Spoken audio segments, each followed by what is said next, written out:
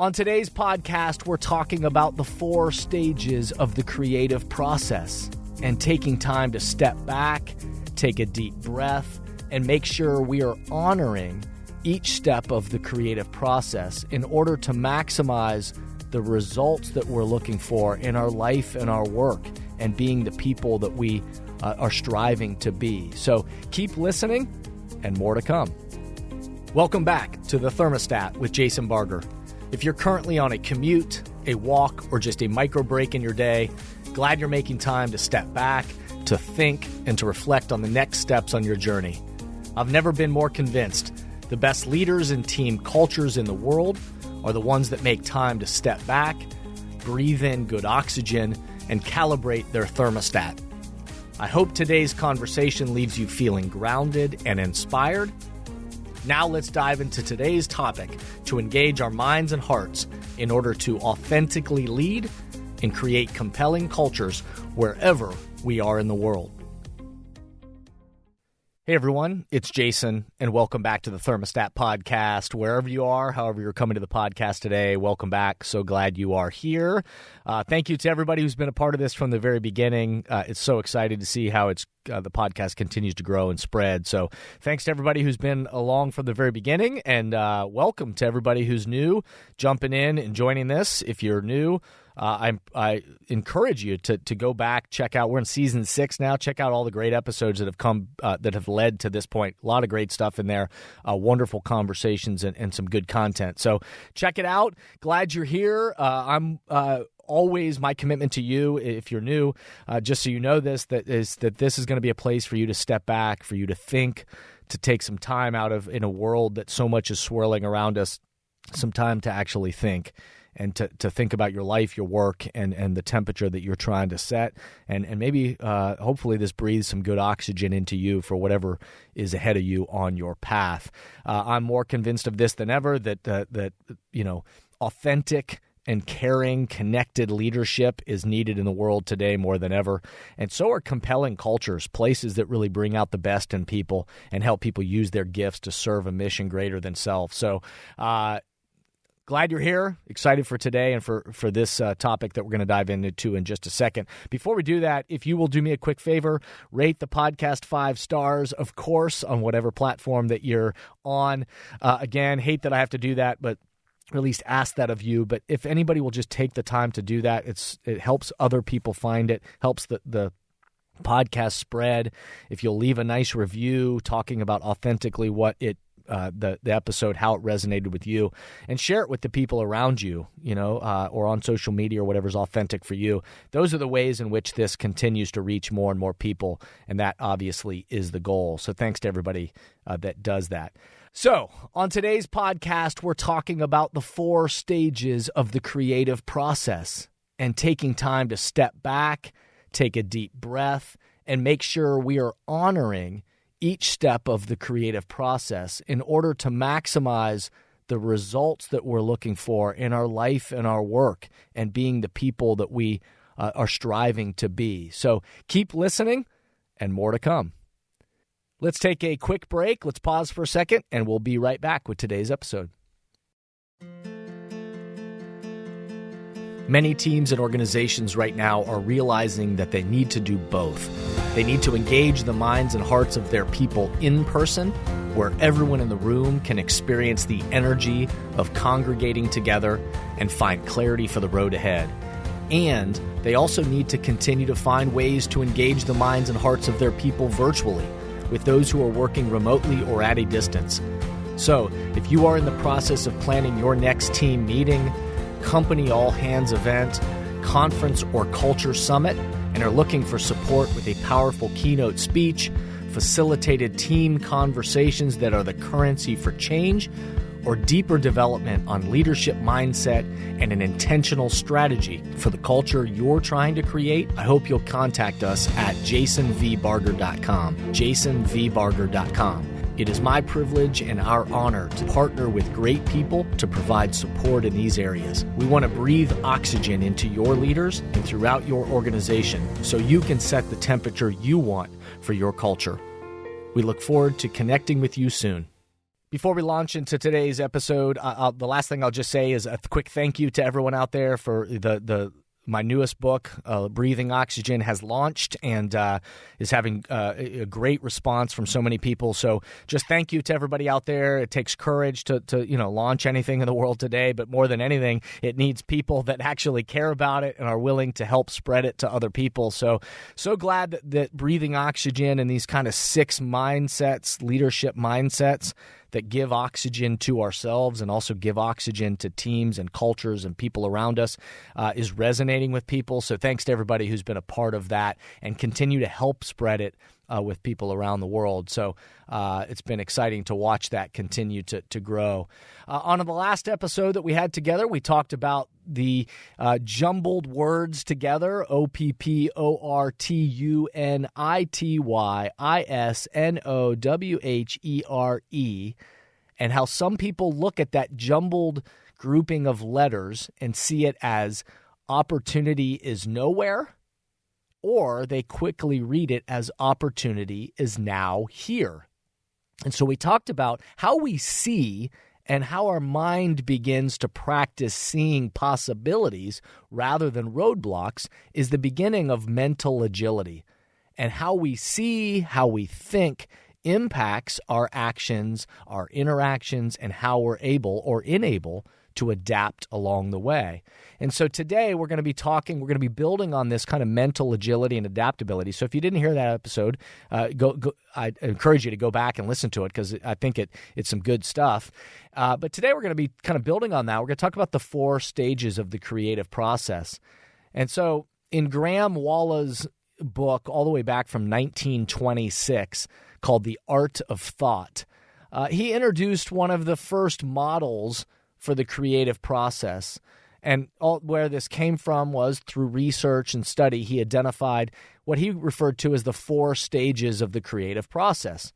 And those 4 stages are preparation, incubation, illumination, and verification.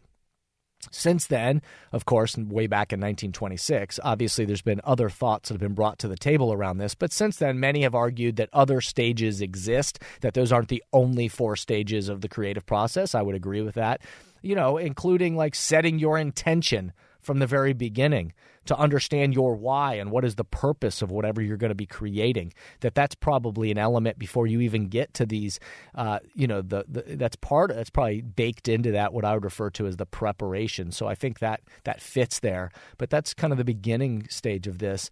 And then also leaving room for corrections and adjustments to the creative process along the way, which we're going to talk a little bit about today. But I think that's a little bit of the kind of illumination phase and the verification phase is being able to adapt and make corrections and adjustments along the way. But wherever you fall in the dialogue around the creativity and the process for it, what we can recognize, and I think all agree with, is that it is a process.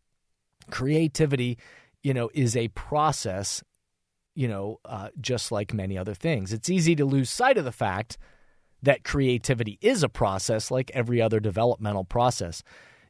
Someone can carry with them a kind of false narrative that creativity is just about the kind of one idea, the spark, that one magical moment.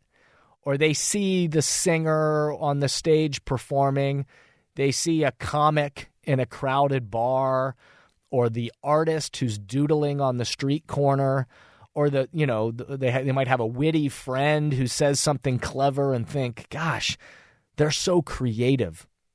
And it's easy to just continue the narrative that they just have something you don't have, or that they can summon creativity on a whim.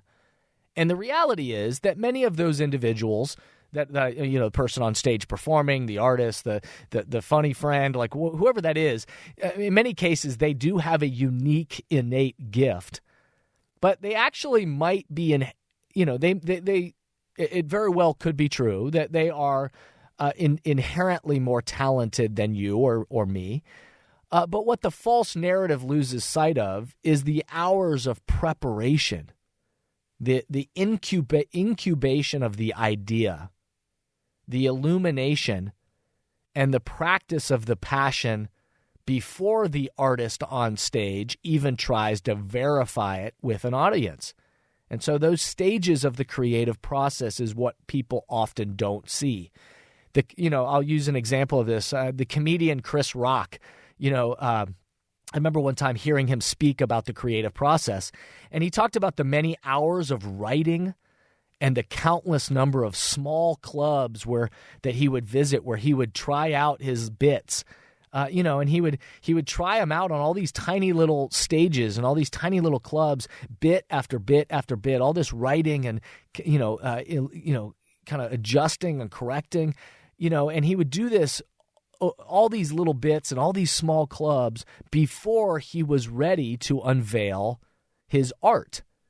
He would try the jokes out on a small stage after small stage, always learning and adjusting his delivery until they had been tried and true and ready for the big stage, whether that was on The Tonight Show or David Letterman or just ready to go on tour.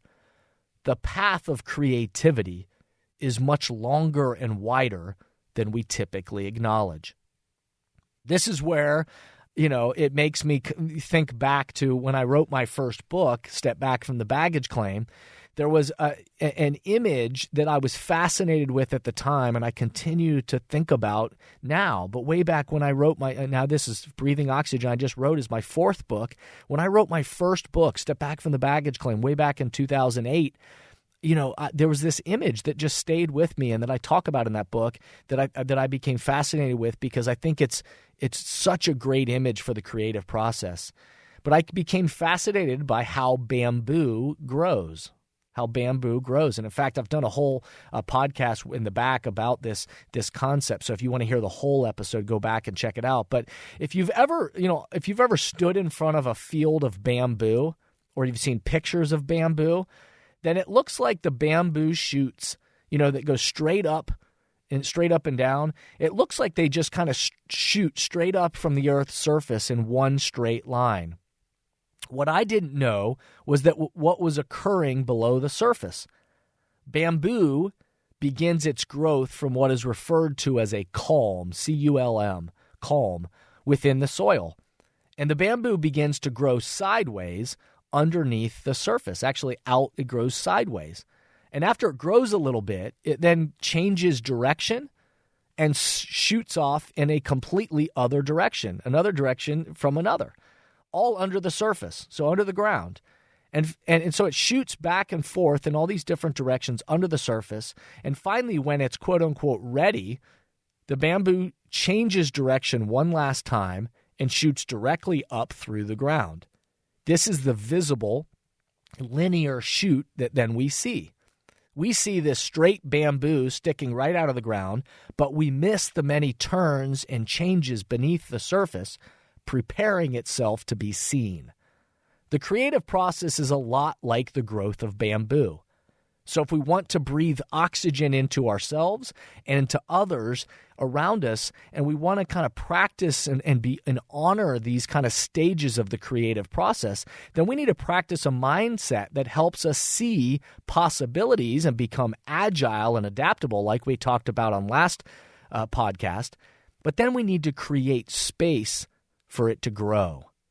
Leaders need to make space for divergent thinking to take place, to be able to diverge off of the typical routine or idea that we had that we typically converge on in the past. We need to allow space to wander a little bit. We need to build in space to think, to dream, to create, to try, and then to let ideas to emerge. Then, when they are ready and we can see the solution, it's time to converge and get busy bringing it to life and verifying the art with other people. Now, I understand many of you that are listening to this are probably saying, yeah, that sounds great, but when do I take time? How do I do that? I can't possibly. In the world that I live in, on the team, the pace that we're running on, it's exhausting, and we don't have time, and we got to get to the next thing, and all those things that I hear all the time from leaders. And yet, when we don't carve out and honor and make space and time for the creative process, what I'll guarantee you do is continue to do the same thing over and over again, repeating the same patterns because we aren't allowing space and time to honor the creative process in order to find different solutions. So leaders who understand this and teams and organizations that are committed to helping their people kind of breathe better, breathe in this kind of oxygen, think differently, not only because it's the right thing to just help people do and the kind of teams and organizations and leaders we want to be, but because it helps impact our performance as well. These are the places that they're invested in.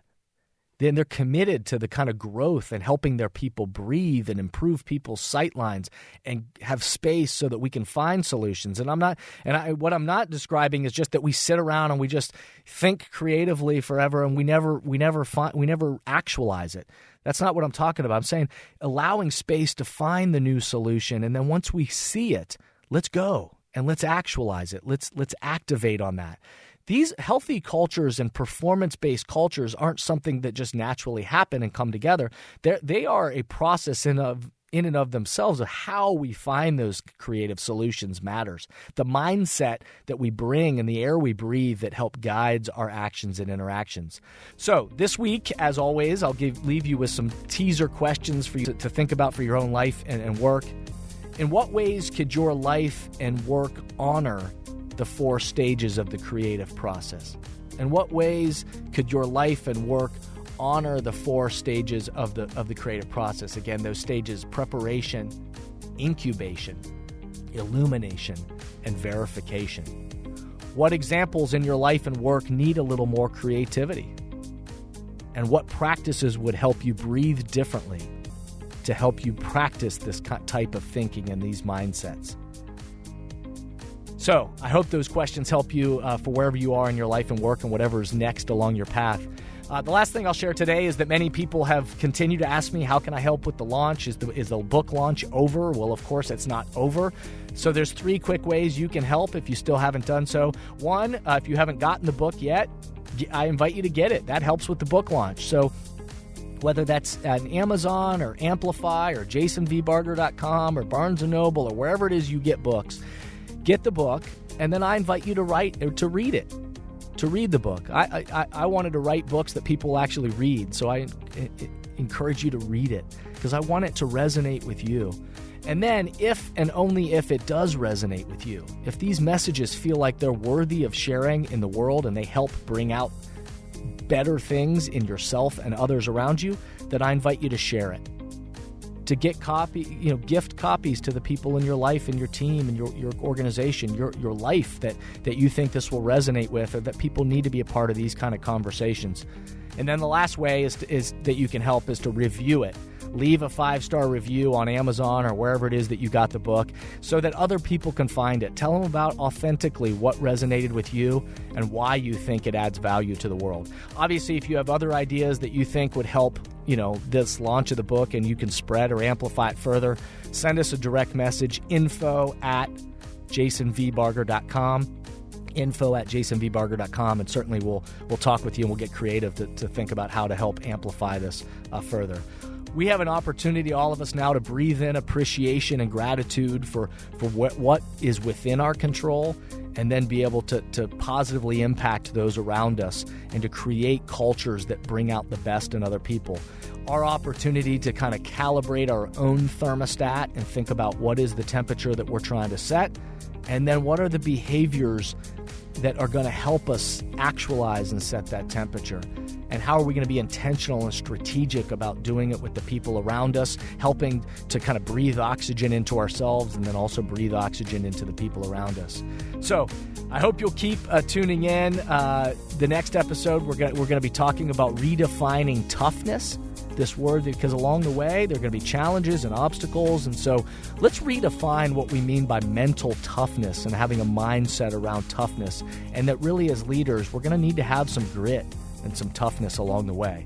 Remember, the best leaders, teams, and cultures on the planet stimulate progress by recalibrating their thermostat and also breathe oxygen into themselves and the people around them, that they create the culture that they want together.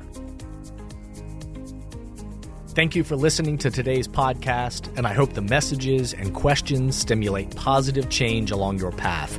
As always, if these messages resonate with you and add value to your life, I hope you'll help amplify them throughout the world. Please rate, comment, and share on whatever podcast or social media platform you're using, and share this podcast with the people in your life or work who should be part of these conversations. That way, this spirit does, in fact, spread. If these messages or developing leaders and culture would be helpful to you and your organization, please contact us at jasonvbarger.com, jasonvbarger.com. And remember, we are all ambassadors for the culture we want to create in our life and work. We have to own the vision we want to be a part of. The future of leadership is you, is me, is us. Be a thermostat.